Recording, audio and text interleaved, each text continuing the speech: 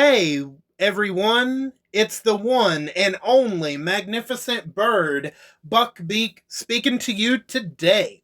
And in today's video, I am back at it with another spoiler review. And this spoiler review will be on The Walking Dead, Daryl Dixon, Season 3, Episode 2, titled The Offering. Now, I bet you're probably wondering, who the hell are these two individuals next to Daryl and Carol? Well, that's a good question. We will get into it as we get into the spoiler review, but first, before we get into all things Walking Dead, oh man, we gotta talk briefly about the NFL. Oh man, I'm in such a good mood today. Today, those bum ass Miami Dolphins lost. They lost again, and the New England Patriots dog walked them. Well, not exactly blew them out, but still, we beat them. They suck ass. Fuck the Miami Dolphins. That's what they get. They deserve. They are a bunch of losers. They are bums. Even if we only have 2 wins on the season, if we're so bad that we only have 2 wins on the season, and as long as they're against the Miami Dolphins, I'll be happy as a fucking clam. Because the fact that we actually went down there to Miami and actually picked up the W against the Dolphins. So it turns out the NFL gave the Patriots the winning script today. And they gave the Miami Dolphins the losing script. Don't get it twisted just because I got the outcome that I wanted to see. No, don't get it twisted. The NFL still scripted all to hell. It absolutely is. Like, think of it. Okay. Think of the NFL like WWE or AEW or TNA. Okay. A lot of people acknowledge that WWE, AEW, TNA is scripted and they have predetermined outcomes. You don't think it doesn't happen with the NFL? I hate to tell you all this if you still think the NFL is legit. No, the NFL is not legit. Even though my team won, no, it's still scripted. Now, are we going to win in week 3? Who fucking knows? We could, or we could drop to 2 losses. I don't know. Only next Sunday will tell the tale. Either the Patriots will get the winning script or the losing script. Trust me, would all teams love to be undefeated? Yeah, but it's not legit, yo. I don't know. I don't know what it is with people thinking that, oh yeah, the NFL's legit. Okay, I'm not saying that everything is fake and scripted about, like, the injuries. Like, there have been some pretty horrific injuries with the NFL. Like, sometimes there are exceptions. Same thing with wrestling. Wrestling, although it is scripted, there are injuries, major injuries, that sometimes that are not even scripted. But trust me, all the outcomes of the NFL games each and every week is predetermined by the NFL. And the players on both teams, they do exactly what they're told. And you're never going to hear them come out and say, yeah, the NFL scripted. Everybody that says it is right. No, they're going to continue to lie about that. Because if they don't, they won't get that money for doing what the NFL wants them to do. And yeah, I'm not going to go further down that rabbit hole. I'm just saying, millions of people have accepted that wrestling is scripted and still enjoy it, but yet those same people think the NFL is still legit. I don't know what to tell you. Maybe you'll find out the hard way one day. But anyway, enough about that.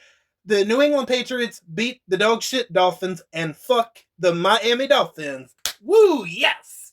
Anyway, let's get into the Walking Dead. Okay, so for those of you that are not caught up and you don't want to know anything, or you don't care about, if you don't want to know anything, or if you're not caught up, this is the perfect time to go ahead and click off the video, go watch the episode, and then come back if you would like to. Or if you are caught up and you have seen the episode, or if you just don't give a damn about the spoilers, and if you're still sticking around, I appreciate it. Now, we're going to go ahead and get into the spoiler review in 3, 2, 1.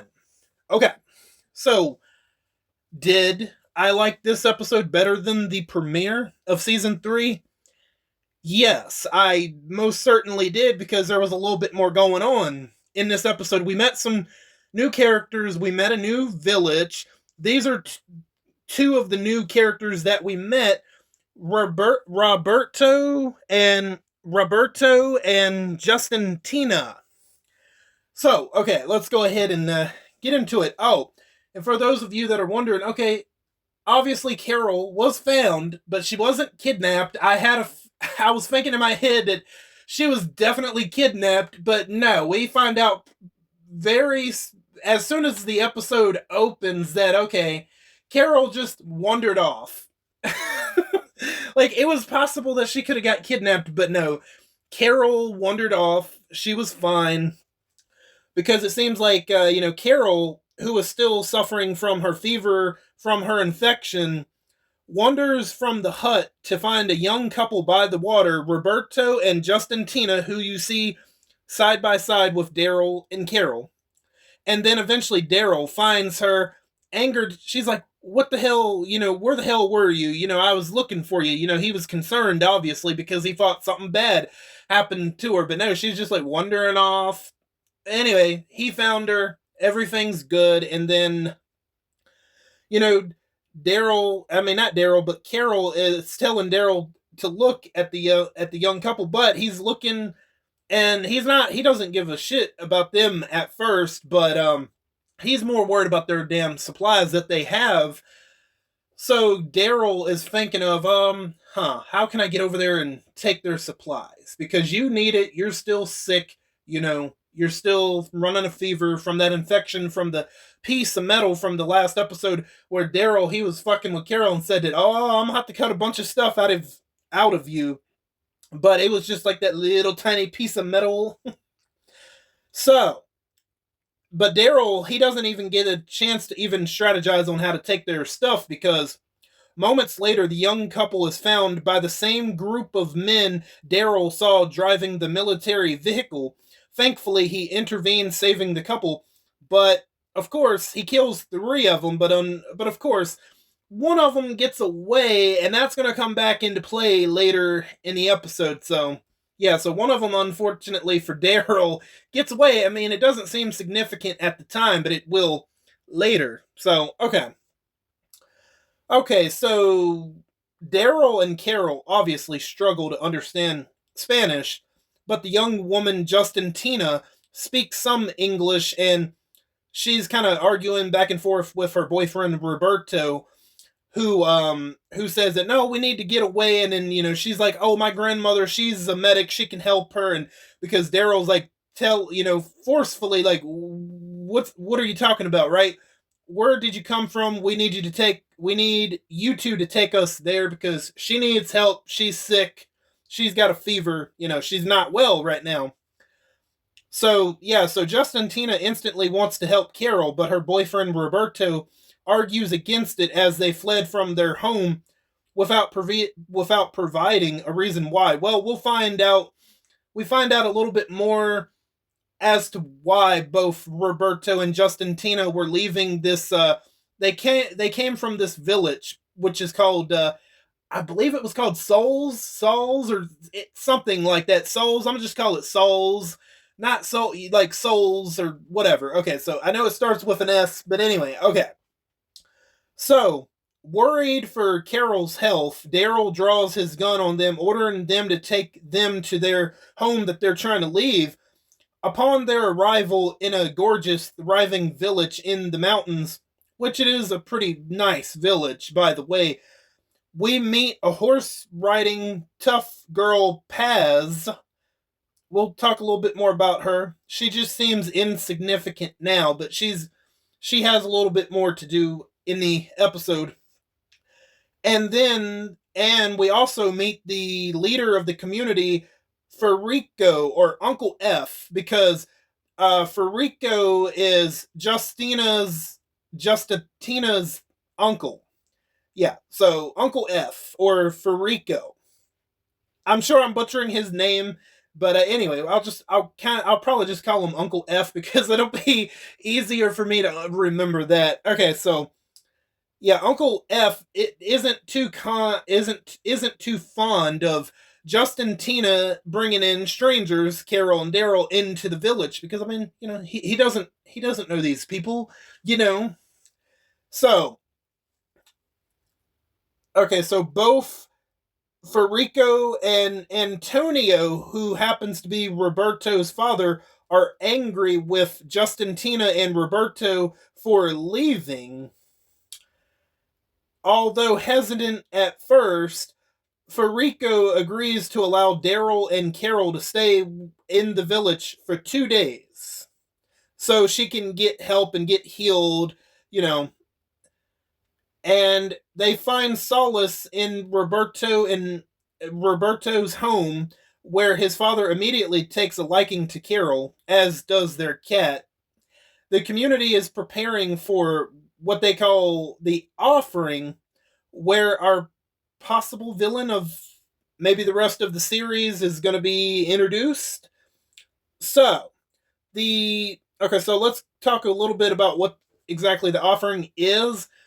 So, this guy from a place called El Khazar comes into Souls, the village, and he pretty much once a year he will come in there. Him and his people will come in there, and Souls and El Khazar, they have formed an alliance, right? And what they do is they hold a festival where they will have pigs race, and one woman will be whisked away out of the village to go to El Khazar to be married and never return to the village. So, yeah. Yeah, okay, so this is one El Khazar. I don't know if this is the name of the character. No, the name of the character is shit. What's his name? It starts with a G. They said it Gilmore. I'm just call him Gil because it'll be easier for me to remember Gil. Anyway, the leader of El Khazar, Gil, and his silent wife, who is drawn to Paz, arrive, armed military and all supposedly related to Spanish royalty, thus has more power than Uncle F. Upon his arrival, it becomes clear that this man is feared, especially by the women of the community, just like I was explaining, right? Okay, as tables, food, decorations, festivities are prepared, we come to learn that Justin, Tina, and Roberto's romance is forbidden by both Uncle F and Antonio, Roberto's father. It's part of the reason that they wanted to get the hell out of there, right? But that it's not the only reason. The major part of the reason is they knew that this festival, the offering, was coming up, and there is a possibility that Justin Tina could possibly be picked to be married by anyone from El Khazar, to be taken away from the village and never to be seen again. That's like a big reason as to why the both of them wanted to get the hell out of there, and they were, but Daryl and Carol, mostly Daryl, forced them back there. So yeah, so that's a big part of why they were fleeing the place. Okay, so the second reason, as I was mentioning, yeah, the second reason is the offering, where all of the eligible young unmarried women of the community are beautifully dressed with their names sewn into ribbons to be tied around pigs' necks, and they will have like a pig race, and the first pig to finish the race, and whoever's name happens to be on the ribbon is the one that's going to be taken away from the community to be married and never to be seen again. So there you go. There's more of a reason, explanation as to why Justin, Tina, and Roberto did not want to be there anymore. So, okay, ever the curious type, Daryl makes an effort to learn more about Paz, helping her feed the pigs because she's getting the pigs ready. She's not putting like the ribbons on the necks and stuff. They got people to do that.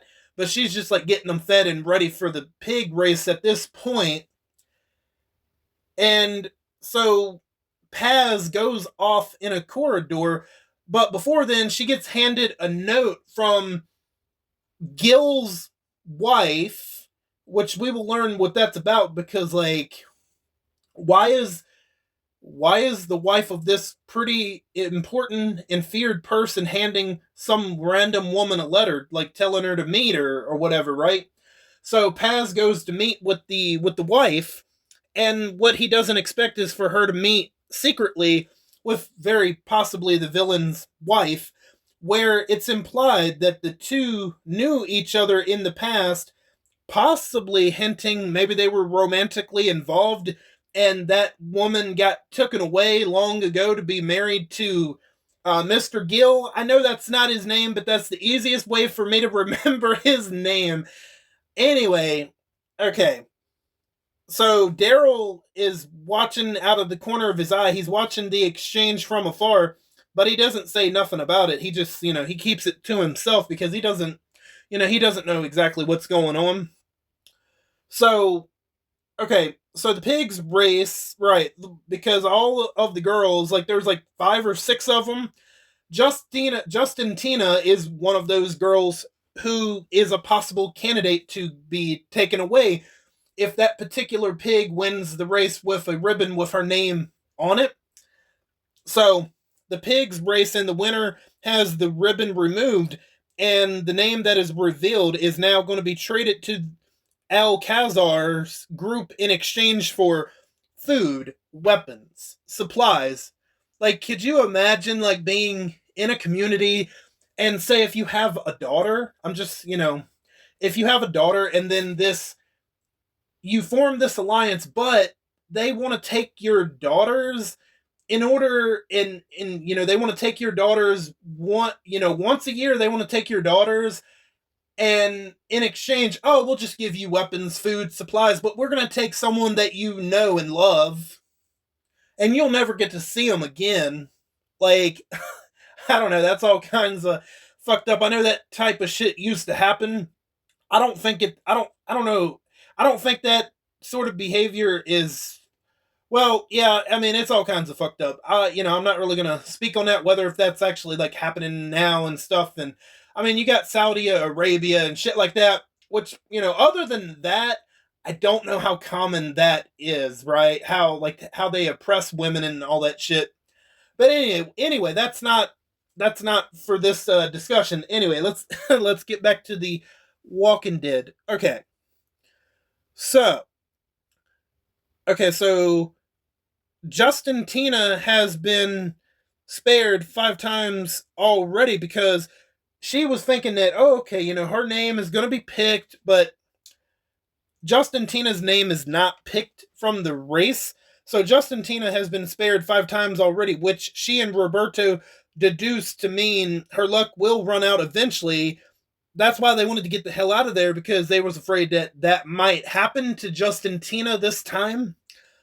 But in a surprising twist, Justin Tina's name isn't chosen. Like I said, it is another young woman, younger than herself, Alba. That's the girl when Justin Tina and all the other girls were getting ready and prepared, and that girl whose hair that Justin Tina was braiding briefly in that one scene, that girl. And great, she's about to be taken away from her mother. This is real great, Mr. Gill. Yeah. It'll be a pleasure for you to be eventually taken out and killed. Just the idea of that, like, oh yeah, we're gonna take your daughters to be married off to another in another community, and you'll never get to see your own daughter, your own flesh and blood again, but here's some weapons, some food and supplies to stay alive. Like, yeah, okay, buddy, all right, sure thing. Like, that's not usually gonna fly in most societies, but okay. So, as all of that is happening, remember that guy that Daryl tried to kill at the beginning of the episode that got away? Well, It turns out that this guy is a part of the village and he just strolls on in. And at this point, he doesn't know that Daryl is there, but like all of the setting up the festivity and all that stuff, all that is taking place. So during all of that, that's when he arrives, and I'm thinking, oh shit, yeah, the shit is gonna hit the fan once Daryl sees him, and once they see each other, ooh, it ain't gonna be good. Oh no. So it becomes nightfall. At dinner that evening, Carol decides to speak out against Uncle F's tradition, ignoring Daryl's silent advice against doing so. Although she comes from a good place, but because you got to remember, she is learning about, oh, all of these mothers' daughters are potentially going to be, be taken away from them to be married, to go off, to be forced to be married and to never see their family again. Like that is affecting Carol, because she used to have a daughter. And even though that was a long time ago, even as a mother, that is still very much personally affecting her, and understandably so. And I like that they didn't just have Carol ignore that, right? She had to say something about it, like how she doesn't agree with it, and how could you let these girls be forced to go marry someone and to never see their families again? Like, yeah, that's not really setting well, especially with Carol. But most of these people don't know that she was a mother, but us as viewers, we know that she was a mother. She was a mother to multiple children, right? Which her actual daughter, Sophia, died in season 2. And then, Lizzie and Mika from season 4, that ended pretty tragically. And then Henry from like seasons 8, season 9, we know how that ended. That was pretty bad too. Yeah, he was an annoying little shit in season 9, but like, damn, he didn't deserve to have his head cut off and posted on a pike. Like, that was so bad. Like that, oh god. But anyway, that was so brutal. But the way that Sophia and then Lizzie and Mika went out, uh, the fact that all of her quote unquote children, the way they went out, it was all of them was pretty brutal. Honestly, like, for sure. I don't know. Did Henry get the worst of it? Maybe. I'm just thinking of the little girl, Mika. That was pretty bad. That was pretty bad about little Mika though. But okay. So, I mean, of course, Carol is coming from a good place about this, but of course, she's choosing to say something about it at the wrong time. That's the only thing, and that's why Daryl's like telling her to like, maybe not. Let's maybe not say nothing. I think Daryl understands, but he's like, maybe not right now.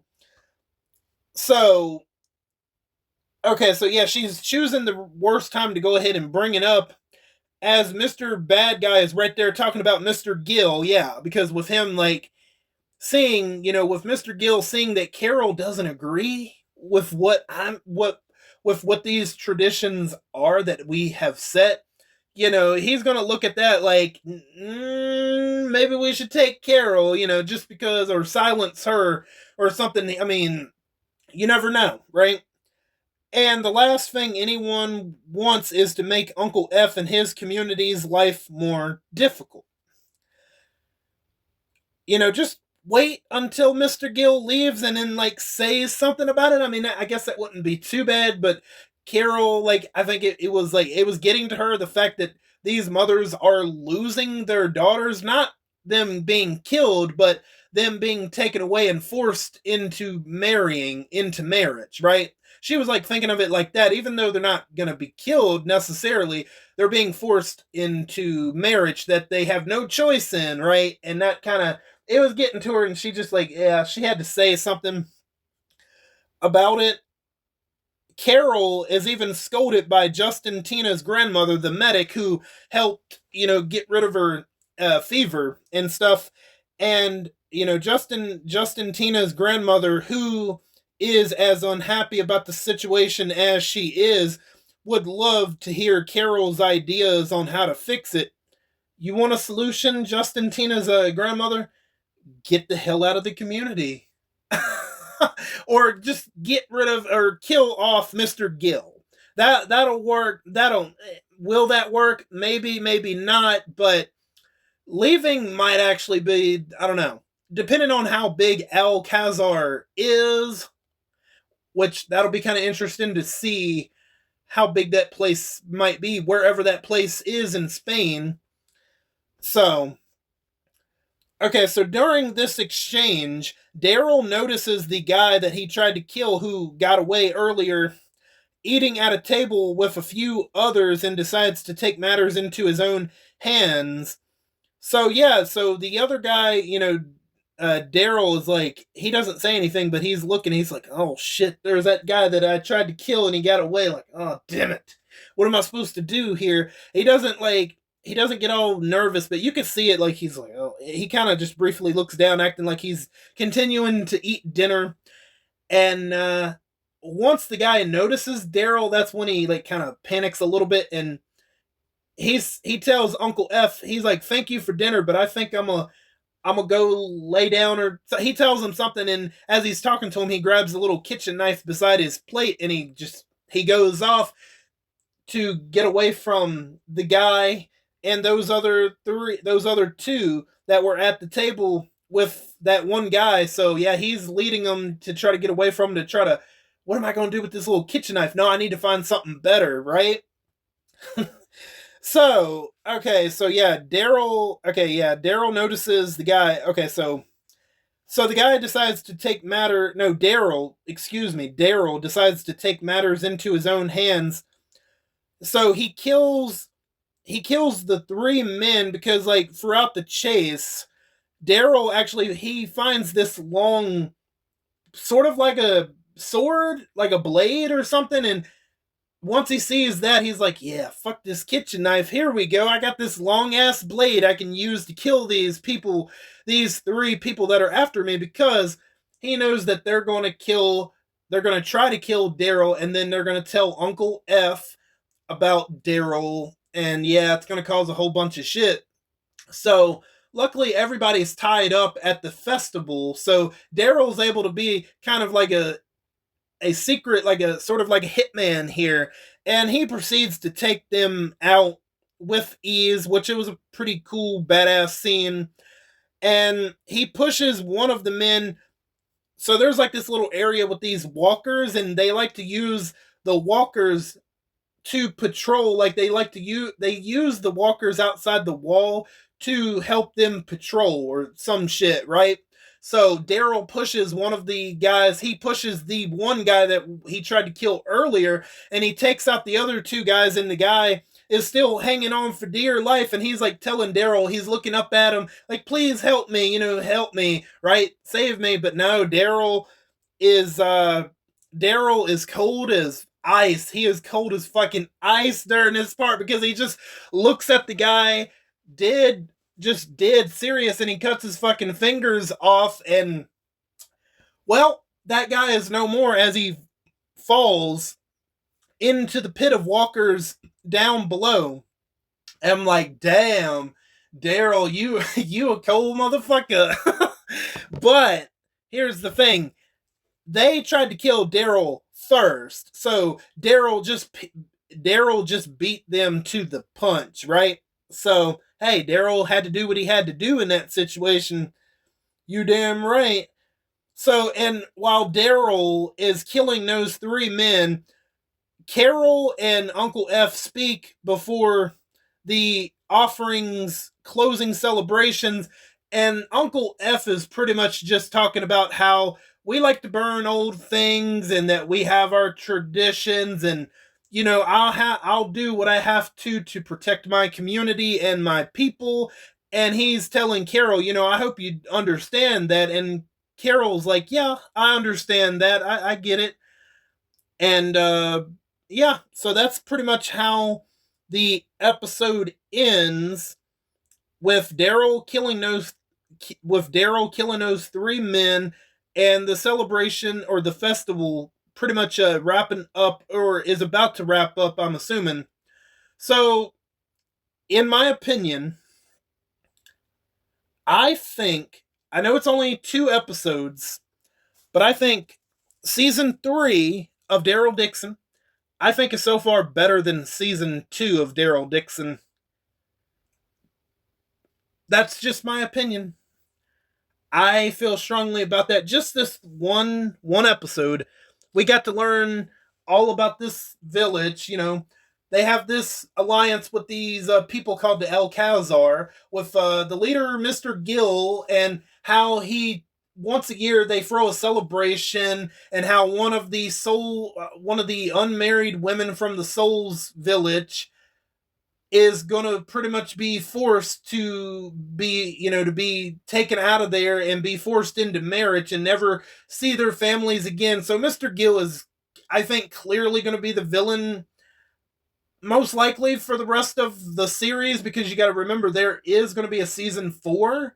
So I would imagine that, yeah, Daryl and Carol's their 2-day, that's going to get extended. Yeah, for sure. I truly believe that. And yeah, so far just these 2 episodes, especially episode 2, I already like the potential direction that season 3 is heading in, more so than season 2. Yeah, without a doubt. Season 2 had its moments, but it was very much rushed, in my opinion, for sure. Like, we'll see where season 3, the next episode, goes, and will Daryl be found out? Will they discover that Daryl killed 3 of their people? Maybe. It's very possible. So we'll see. I'm sure eventually will be found out that Daryl in fact killed those 3 people during the festival, and also Paz had helped Roberto and Justintina escape. So I did forget to mention that earlier, but I'm mentioning it now. So yeah, Paz had helped Roberto and Justintina escape, and Paz and Mr. Gill's wife were maybe potentially romantically involved. Maybe they were a couple, or maybe their love was forbidden, but then the other woman, not Paz, but the other woman got taken away because she was talking to Paz during their conversation, like, I was waiting so long for you. I was hoping that you were going to come and save me. So it is heavily hinted at that if they weren't a couple, that they were at least romantically involved, like Roberto and Justintina. So that's what I'm guessing we're getting from that, and I'm sure that Paz will become a bigger, more important character in the season than she was, because they had that whole thing of she knew Mr. Gill's wife and all that stuff, and I don't imagine they wouldn't do anything with that. No, they'll come back to that for sure. Now, will they drag that out to season 4? I have no idea. We'll have to wait and find out. But yeah, I'm liking the potential direction of season 3, and so far, I think season 3 is better than season 2, and they are exploring something that I don't even think The Walking Dead has ever. Well, no, I mean, I guess if you technically count with. No, you know what? If you count season 7, when Negan had all of his wives, yeah, that is kind of reminiscent of that a little bit. So I was like, yeah, this is completely original for The Walking Dead, but no, never mind. No, that's right, because Negan had all the wives, Sherry, and then what's her name, Amber, and then the Frankie was another one. Frankie happened to be one of the Pike victims in season 9. So yeah, I'm liking the potential direction that this is heading in, and I am looking forward to next week. So I'm trying to think, did I forget anything? I don't think I did. If I remember anything for next week, I'll briefly mention it, but other than that, I don't think I forgot anything, and that's pretty much going to be it for me. So I'm going to go ahead and go so I can get this edited and released by Monday. So, yeah, that is going to do it for me for this spoiler review. I want to thank each and every one of you for stopping by and for your continued support. And if you're new, welcome on in for the very first time. I'm glad to have your support and thank you for your time. I am Buck Beak, and I'm going to go fly away back to my nest. Until next time, bye, guys.